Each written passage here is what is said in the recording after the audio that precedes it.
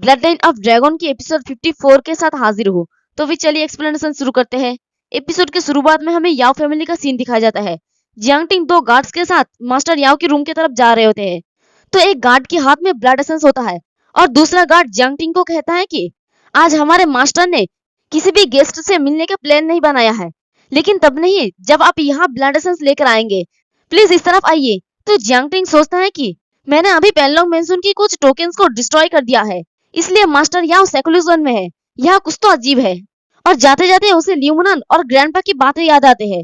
ल्यूमनन ने कहा था कि हालांकि मुझे याद नहीं है कि मैं याओ फैमिली का एडॉप्टेड चाइल्ड हूँ, लेकिन मैंने आइस सिल्क के बारे में कभी भी नहीं सुना था। लेकिन मैंने अक्सर यंग मास्टर को ये कहते सुना है कि बैक माउंटेन पर रेयर ट्रेजर वाले बहुत ही कोल्ड एरिया है, लेकिन सिर्फ फैमिली लीडर ही माउंटेन पर जा सकते हैं। हर महीने मास्टर याओ कुछ दिनों के लिए सेकुलरिज्म में चले जाते हैं। वो कहते हैं कि वो बैक माउंटेन पर बिजनेस कर रहे हैं। और ग्रैंडपा कहता है कि चीजें अब क्लियर है। अगर तुम ब्लैक फ्लू को और ज्यादा जानना चाहती हो तो तुम्हें बैक माउंटेन पर जाना होगा। तो जियांग टिंग सोचता है कि अब माउंटेन को एक्सप्लोर करने का सबसे बेस्ट टाइम है। तो वो दोनों चलते चलते मास्टर याओ के रूम में पहुंच जाता है। तो वो गार्ड मास्टर याओ के सामने ग्रीट करते हुए कहता है कि मास्टर, एल्डर उजिन ने आपके लिए कुछ ब्लड एसेंस लेकर आए हैं। तो मास्टर याओ चिल्ला के कहता है कि क्या मैंने तुम्हें पहले ही नहीं बताया था कि मैं अब सेकुलरिज्म में हूँ। और वो अपने मन में सोचता है कि वो अब यहाँ क्यों है। और वो जियांग टिंग के पास जाते हुए कहता है कि एल्डर उजिन, आप एक सर्वेंट को यहाँ आने के लिए कह सकते थे, वो आपको पर्सनली यहाँ आने के लिए कैसे कह सकते हैं। तो जियांग टिंग मुस्कुरा के कहता है कि मुझे डर था कि सर्वेंट क्लमजी हो सकते हैं, इसलिए मैं इन्हें खुद लाया हूँ। क्या ये बैड टाइम है। और वो अपने मन में सोचता है कि वो डेफिनेटली कुछ छिपा रहा है। मैं यहाँ उसके लिए एसेंस लाया हूँ, लेकिन वो और ज्यादा नर्वस हो रहा है। तो मास्टर याओ कहता है कि सच कहो तो एल्डर उजिन, आज मेरा यहाँ एक स्पेशल गेस्ट आए हैं। आपको यहाँ से पहले जाने के लिए सॉरी, मैं आपको फ्यूचर में कंपनसेट कर दूंगा। और सोचता है कि अब मुझे उसे भगा देना चाहिए। अगर पेनलोंग मेंशन को पता चला कि मेरे पास सीक्रेटली एक अल्केमिस्ट है जो ब्लड एसेंस को रिफाइन कर सकता है, तो मैं बर्बाद हो जाऊंगा। तभी मास्टर याओ के पीछे एक पोर्टल ओपन होने लगता है। तभी उस पोर्टल से एक आदमी का आवाज आता है और कहता है कि रुको। तो ये देख के मास्टर याओ सोचता है कि सिट, वो आ गए। और जियांग टिंग सोचता है कि ये पेनलोंग मेंशन की ट्रांसपोर्टेशन अरे है और कहता है कि मास्टर याओ, तुम जानते थे कि पेनलोंग मेंशन आज प्रोडक्ट्स कलेक्ट करने के लिए आएंगे। तुम्हारी हिम्मत भी कैसे हुए स्ट्रेंजर्स को यहाँ पर रहने देने के लिए। अगर तुम मुझे एक्सप्लेनेशन नहीं दोगे तो मैं तुम्हारे फैमिली को सफर करवाऊंगा। तो ये सुन के मास्टर याओ घबरा के कहता है कि प्लीज मुझ पर दया करें माय लॉर्ड, वो मेरे दूर का रिलेटिव है, वो अभी यहाँ आया है और उसे रूल के बारे में नहीं पता, प्लीज मुझे माफ करे। तो वो मैसेंजर जियांग टिंग के पास आके कहता है कि बच्चे, मुझे लगता है कि मैं तुमसे पहले भी मिल चुका हूँ। और ये सुन के मास्टर याओ सोचता है कि अब मैं अपना एसेंस नहीं रख सकता। तो जियांग टिंग उसे ग्रीट करते हुए कहता है कि आपको मिस्टेक हुआ है माय लॉर्ड, मैं बस एक मामूली किसान हूँ और मुझे आपसे मिलने का कोई प्रिविलेज नहीं है। मैंने सुना है कि याओ फैमिली के यंग मास्टर ने अपना ब्लड लाइन खो दिया है, इसलिए मैंने मार्केट से कुछ ब्लड एसेंस कलेक्ट किया है। मेरा इरादा आपको ऑफेंड करने का नहीं था, प्लीज मुझे माफ कर दे माय लॉर्ड, मैं सच कह रहा हूँ। मास्टर याओ इसे प्रूव कर सकते हैं। तो वो मैसेंजर सोचता है कि जियांग टिंग काफी एरोगेंट है, वो पेनलोंग मेंशन के सामने कभी भी हम्बल नहीं होगा। क्या मैं बहुत ज्यादा सोच रहा हूँ। तभी मास्टर याओ भी कहता है कि प्लीज मेरे बेटे को बचाने के लिए उसका जान बख्श दे। मैं अपना जान का कसम खाता हूँ कि वो बस एक अनइम्पोर्टेंट आउटसाइडर है। माय लॉर्ड, हमें अपना काम करना चाहिए, नहीं तो चीफ मैनेजर हमें ब्लेम करेंगे।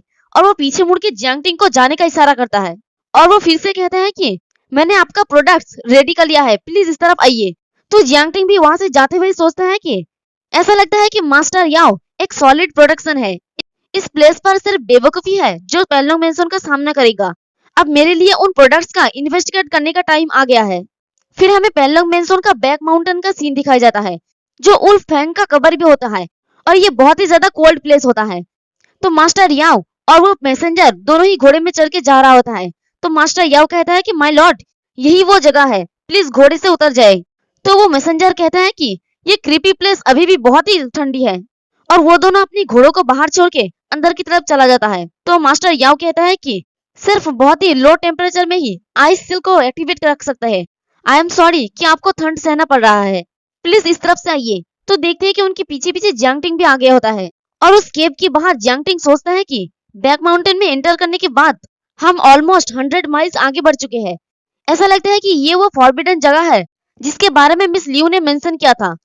और वो अंदर की तरफ झांकते हुए सोचता है कि ककून से भरी हुई वैली को तो देखो, जैसे कि एक्सपेक्ट था ये आइस सिल्क की ओरिजिन है। या फैमिली जैसा का दिखता है, पेनलोंग मैंसन का सीक्रेट यहाँ है। तभी उसके सामने एक अधमरा हुआ इंसान आ जाता है। तो ये देख के जियांग टिंग काफी ज्यादा हैरान हो जाता है और वो जब ऊपर की तरफ देखता है तो देखते हैं कि उसकी तरफ बहुत सारे लोग होते हैं जो पट्टियों में लिपटे हुए होते हैं, बिल्कुल मम्मी की तरह। तो उसे देखकर जियांग टिंग कहता है कि ये सभी तो जिंदा लोग हैं। और जियांग टिंग जिन्हें ककून समझ रहा था वो सारे जिंदा लोग होते हैं। तो जियांग टिंग ये सब देख के सोचता है कि इस वैली में एंडलेस ककून है जहाँ कभी लोग रहते थे। फिर हमें वैली का अंदर का सीन दिखाया जाता है। दो गार्ड्स एक टेबल के ऊपर कुछ आइस सिल्क टोकन को ले आता है। तो मास्टर याओ कहता है कि हमने इस सिल्क वर्म को खिलाने के लिए 3000 लोगों को यूज किया है, जो श्योरली आपको सेटिस्फाई करेगा। प्लीज एक बार चेक कर ले। तो मैसेंजर उन टोकन्स को देखकर कहता है कि ये अच्छा है या नहीं ये तो हमें टेस्ट करने के बाद ही पता चलेगा। और उसके हाथ में एक बोतल होता है जिसके अंदर एक ब्लैक कलर का लिक्विड होता है। तो जियांग टिंग देखकर सोचता है कि वो क्या है। मुझे लगता है कि इससे एक डीप और प्रोफाउंड ऑरा निकल रहा है। क्या वो आइस सिल्क को टेस्ट कर रहा है?